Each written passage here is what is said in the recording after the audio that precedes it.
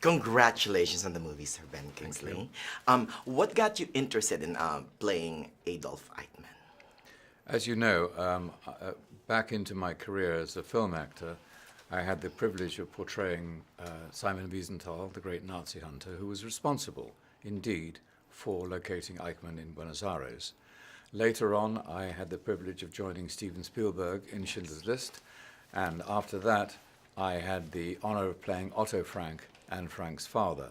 So you see, my perspective, quite rightly, comes from the victim's side and how much they suffered, and therefore to identify for my audience the man who was responsible largely for drawing up the lists of those who should die, 6 million of them, was Adolph Eichmann, and I therefore found it effortless and natural for me to dedicate my performance as Eichmann to the memory of the 6 million dead.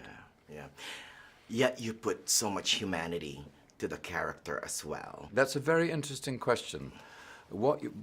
By posing that question, or it actually was a statement, right. What you're saying is that I was playing something that was not a human being. I'm sorry to tell you that he was. Yes. He was one of us, and therefore there was no process of humanizing anything. You humanize something that's not human. Unfortunately, these men were from a relatively cultured society, and they distorted their military, their culture, their language, their hierarchy, their beliefs, I think beyond recovery, into a series of monstrous acts. Right. But they were not monsters, I'm afraid. Right. They were men and women just like us, Homo sapiens, right. Same species. Right. No, it's true. And it's like a real-life person capable of doing monstrous deeds, right? You can put it that way, yes. Right. Yet the movie is also, the movie is thought-provoking, but it's also entertaining and thrilling.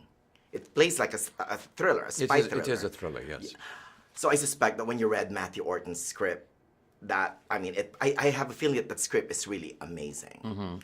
Is it? Yes, it builds to a marvelous series of conclusions. Right. It also includes people questioning their own motives behind what they are doing for their country. Is it for their country? Is it for history? Is it something deeply personal? If it's deeply personal, can you make a wrong step? Are you guided by the wrong forces? But if it's ethical and moral, you are guided perhaps by different forces, you know. So there is tumult amongst the Mossad who are after Eichmann. It's very strange that Eichmann is almost the still center of the film. Right. And yet when I was watching the film, all I could think is, it could happen again. That hatred, if hatred is allowed to seep in. May I say that when I played when I played Simon Wiesenthal, earlier on in my career, and I loved him, and he was, we became very close. He was quite clear in saying it could happen again. Right. So was Elie Wiesel. I think we must remain heroically pessimistic, because optimism won't get us anywhere in these situations. Right, correct. Thank you so much, sir. Lovely to meet you. Thank you.